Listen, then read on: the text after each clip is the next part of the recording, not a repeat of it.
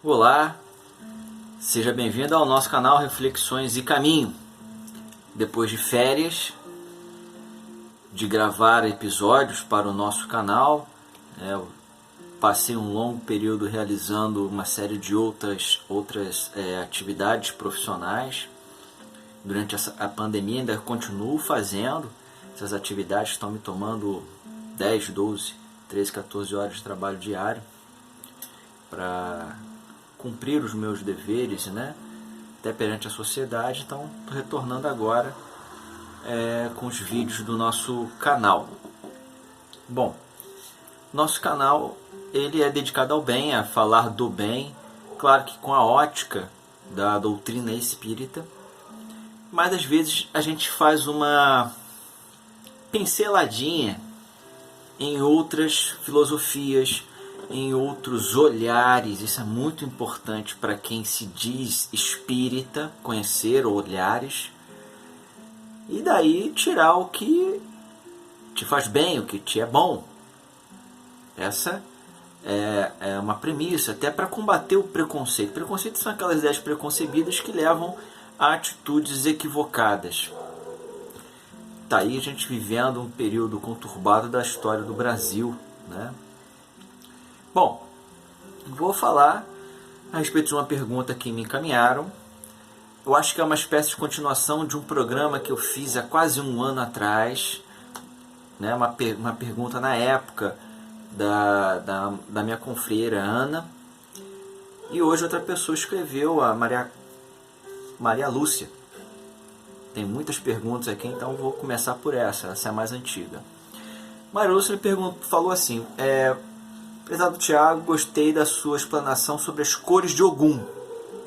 Poderia falar algo sobre as cores de Xangô? Bom, claro que a gente pode falar, não é minha especialidade, mas com observação, bom senso e, claro, pesquisa, a gente consegue fazer algumas observações muito coerentes, muito realistas. Bom, o culto de Xangô, que é feito no Brasil, ele se dá em algumas religiões afro-brasileiras e brasileiras. Afro-brasileiras, os candomblés, o queto, que é o mais comum aqui no estado do Rio de Janeiro, fora da Bahia, certo? Nós temos outros cultos que reverenciam esse orixá, esta entidade também, como a Umbanda. E a Umbanda é tão diversa quanto os candomblés. O candomblés é Jeje, Efon, Queto, candomblé de Angola, angolano, né? O batuque gaúcho, batuque, é muito próximo das manifestações do candomblé. São religiões lindas, com os seus fundamentos, com as suas tradições, e elas devem ser não toleradas, mas respeitadas e valorizadas como patrimônio histórico-cultural que são também.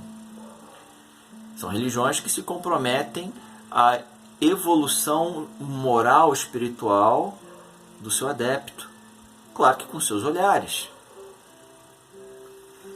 Xangô, como eu disse, orixá associado à justiça, segundo as previsões do final do ano de 2019, 2020 seria regida por Xangô, uma parte, né, dos sacerdotes, sacerdotisas dos cultos brasileiros e afro-brasileiros, né? Brasileiros, eu entendo a Umbanda como uma religião brasileira.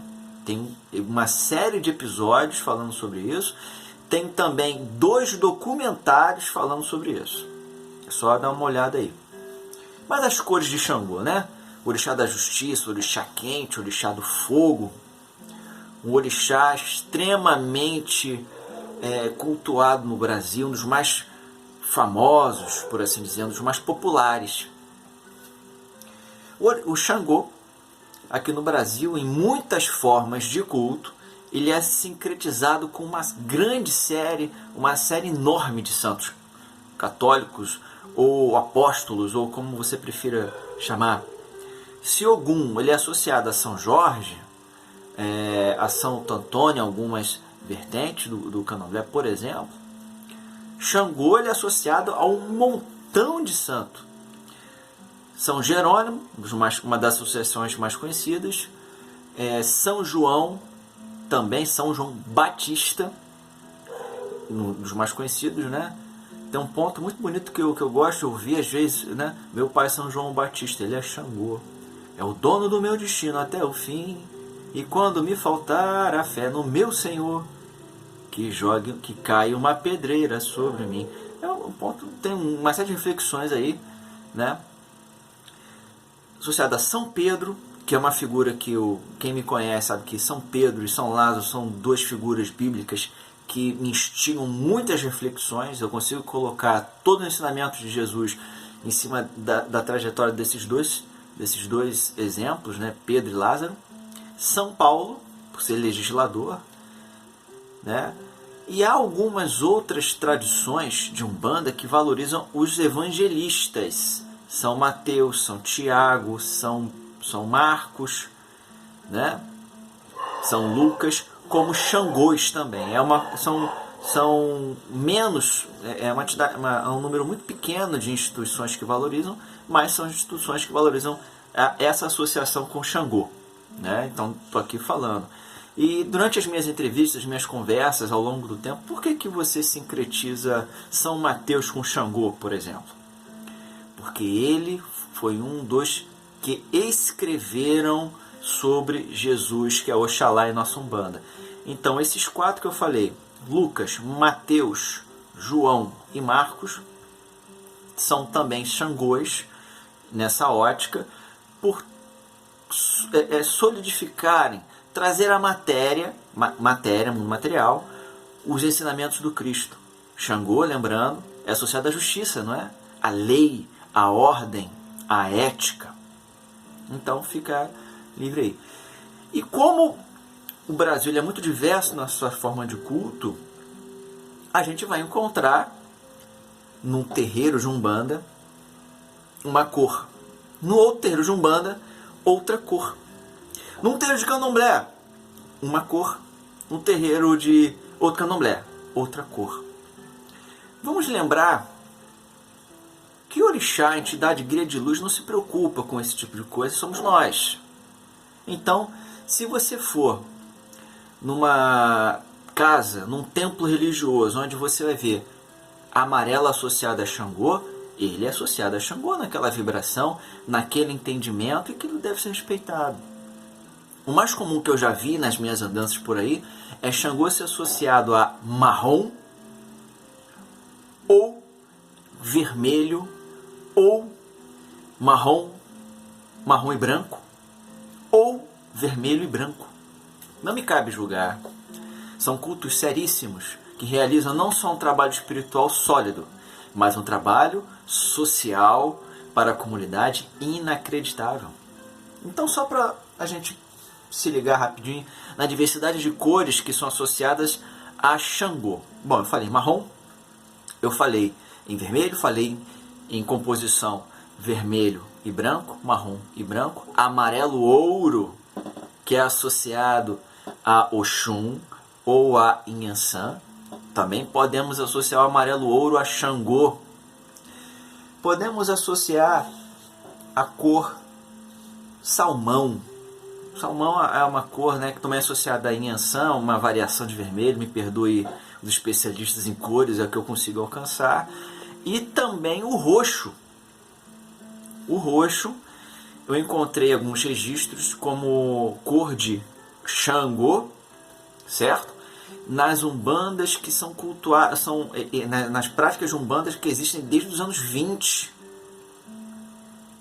do início da Umbanda, em 1908. Então a gente, que começou em 1908, a Umbanda com Zélio Fernandinho de Moraes. A partir daí, encontrei relatos de roxo associados a Xangô, certo? O roxo ou púrpura é uma cor associada à realeza. Tem várias implicações a cor roxa, não é o momento hoje do nosso programa. Mas fica aí o estímulo à pesquisa, falei um pouco de história, um pouco de tradição religiosa, falei um pouco também de geografia, certo? E claro, reverenciei os grandes auxiliares do Criador, o grande arquiteto do universo, seja o nome que for, como Xangô, São Pedro, São João. É isso. Vamos abrir os olhos. Se a gente não pratica a crença do outro, vamos pegar algumas pinceladas, vamos dar uma olhada, vai que a gente observe. Mas é tão parecida com a minha forma de culto, é tão parecida com a minha tradição, com outros nomes, porque Deus é um só. Seus auxiliares têm vários nomes de acordo com o grau de compreensão de cada um, como o próprio Deus, Tupã, Zambi, Olorum, Alá, Pai. É isso. Curta, compartilhe, se inscreva no nosso canal. Deixe embaixo aí do texto, do vídeo, se você conhece alguma cor associada a Xangô que eu não tenha colocado aqui. E até o nosso próximo episódio.